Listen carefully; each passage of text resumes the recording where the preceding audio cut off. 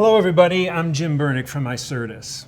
And hello, my name is Matt Wolf. I'm a partner with PwC. So Matt, a lot of the insurance policies that are pretty standard are handled through doc generation type of tools and are pretty automated. Straight through processing is really the name of the game, right? But then there's these other type of policies that are more complex, that are higher risk, higher value type of contracts. One of those is excess and surplus. Could you tell us a little bit more about excess and surplus line of business as well as the challenges faced by insurance companies? Yep. Yeah, absolutely. So excess and surplus is a subset of generally the commercial lines market. As you know, insurance is highly regulated, so both the forms, the underwriting rules, as well as the pricing needs to generally go through a regulatory approval process. With that said, there are certain cases in the market where a risk might really not historically be insurable in the traditional context, and so those would then go to what we call the E&S, or the excess and surplus market. The trade-off is that you have more statutory capital that you need to do to retain in order to write in the E&S area, but you have more flexibility around rates, rules, and forms. With that said, the E&S market is a significant growth sector in commercial insurance. In fact, it's generally been growing about 20% CAGR now for the past decade. So one of the things that we see in the market is there's a lot of commercial insurers that are more interested in going into that space. They want to be able to have more flexibility around how they go to market. They want to have more flexibility in their products. So it's really been a growth driver for them, but with that said, that does introduce some unique challenges. As you said, the straight-through processing and the standardization you typically would see in the contracts in commercial lines, you don't actually see in the E&S space. So it actually introduces something new that they haven't worked on in the past. Again, with these two industries between banking and insurance, they're fraught with risk management, regulatory requirements.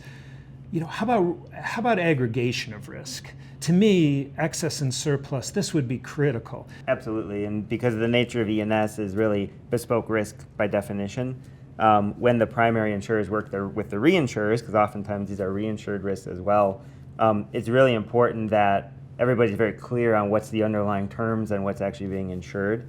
And today, I would say in the market, it's still generally pretty manual.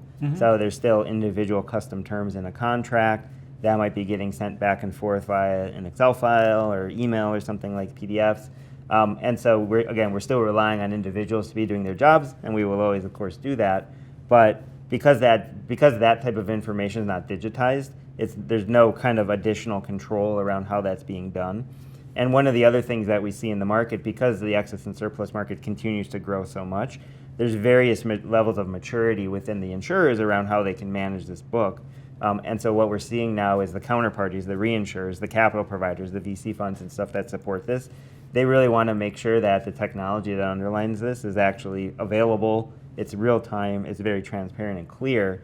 And so when you get into things like semi-structured data, like unstructured data around people writing notes on contracts and things like that, today, again, that creates a lot of blind spots within the enterprise around risk. And so again, getting a good contract tool that can use AI, extract those things correctly, is becoming really table stakes there, because the risk managers across all the counterparties want to see that. And the companies that can produce that quickly and consistently, they're going to start to compete better in the market versus the other companies that are struggling and they can't produce those things in a timely manner. Really what we're looking to do is take all of these very specialty manuscript forms, these one-offs, these contracts that really don't have basically a precedent previously for the insurer, get those into a technology system that can aggregate it, use AI to, again, basically categorize, surface up really the relevant information to that underwriter as that new risk is coming in. And there's lots of really interesting use cases around enterprise risk management, as well as kind of making just-in-time recommendations to say, we previously, under a similar risk profile, said we adopted these types of terms. Maybe within our lawyers and our broker conversations, we said we'll adjust to do something maybe higher or lower, and then really informing that underwriter in real time to make that right decision. Otherwise, what's effectively happening in the E&S sector is that we're basically trying to re-underwrite the risk from day one over and over again, and it drives inefficiency into the market. Obviously, when there's other E&S carriers that have made the investment in technology and AI in particular for this, they're able to turn around those submissions much more quicker to the market, to the brokers. So there's a real competitive advantage at this point to take historically things that have been more manual and then bring the technology in to, as I said, make really good just-in-time information decisions and surface the right insight. Well, thank you, Matt, for your perspective on excess and surplus lines. We'd love to hear from you. If you'd like to hear more about excess and surplus lines in insurance, please contact us.